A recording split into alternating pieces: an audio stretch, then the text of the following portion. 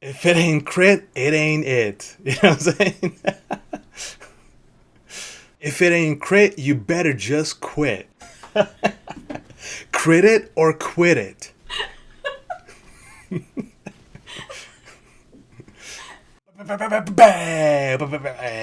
Papa's here once again, and today I got an avid Viper Strike of Mamba and Mongoose, Holy Ward of Brandosia, Sandocious Ambush Strike of Smithering Assassin's Hooves build for ya. Wow.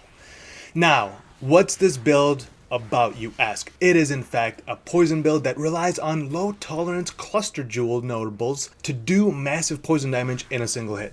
But that's not all, my friends. It also relies on the perfect agony passive point to convert all of our crit multi-damage to damage over time, crit multi-crit, crit, yeah. Viper Strike of the Mamba is a skill that this build utilizes to apply said poison damage, and the skill itself also has a massive poison damage increasage, but it cannot poison an enemy that's already poisoned, so keep that in mind as you perchance construct this beautiful build yourself in henceforth time. Defensively, we have nothing special, nothing besides the 12,000 ward up at all times. Hello, this build is crazy. The mechanics behind this setup is more thoroughly explained in the Jug video I made a couple months back, so feel free to check it out. Yeah, go ahead and click that, but yes, watch it. Or, go ahead and ask your cues down below. But I will cover this in the gear section just a bit at the end of the video, so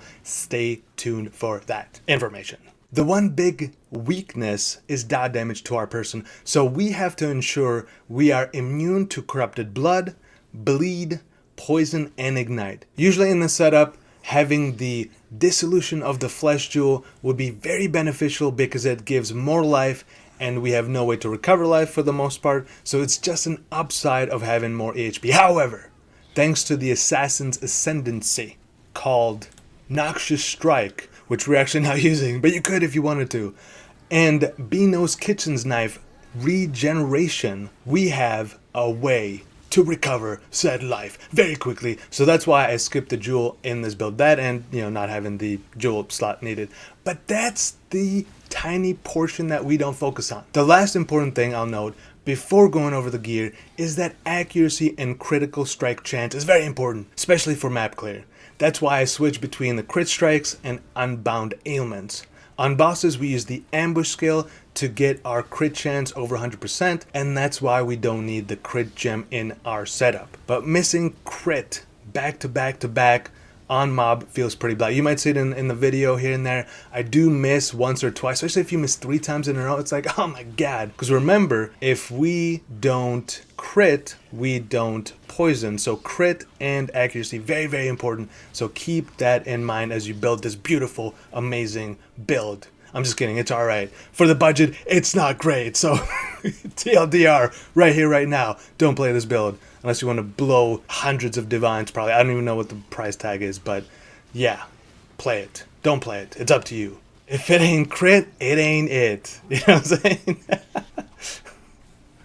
If it ain't crit, you better just quit. Crit it or quit it.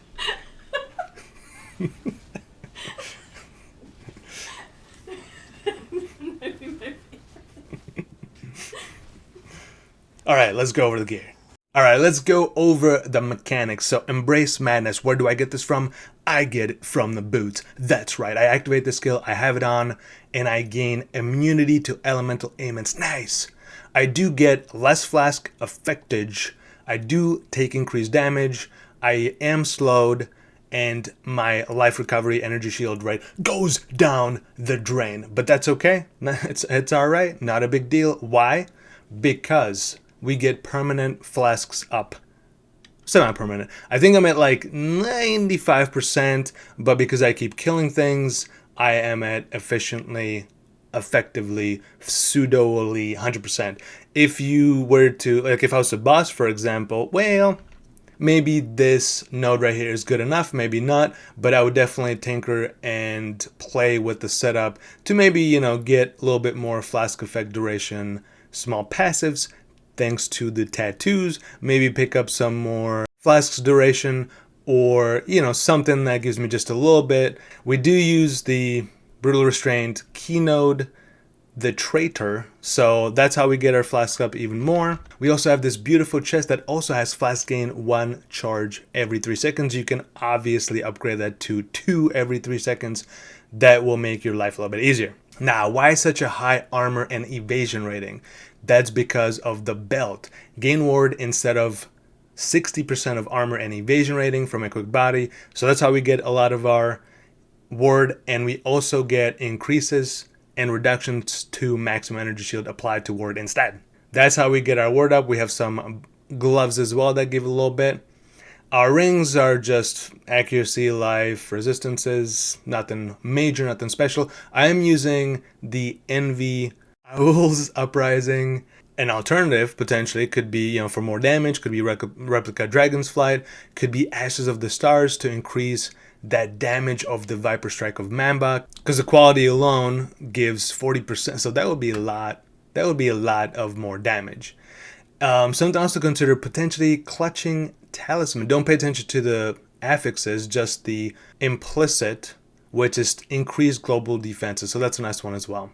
Something else to keep in mind is that, yes, I did try this Beacon of Madness, which instead of getting the elemental immunity, we get explosions, which is great, but it felt very lackluster, where sometimes the whole screen would explode, sometimes only 3 or 4 mobs would explode, and then the rest of the monsters are still chilling. So play with this yourself. Maybe you like this, maybe you won't. I didn't really like it. I didn't fancy it. Something else to consider, I was using this ring for a bit. Ton more damage. Maybe you get the Herald of Agony extra chaos res if you need the reses. If you're looking to gain power charges on hit, Precursor Emblem ring, that's a nice one. Let's see, just, you know, one of those mirrored rings with ton of life, ton of accuracy, strength, and then a nice implicit with increased maximum energy shield and poison ration for that juicy damage and ward increasage. Hopefully you've seen this type of build before. Hopefully you kind of get the concept. If not, well, see you later. I'm just kidding. Thanks for watching, and I'll see you next time with another beautiful video.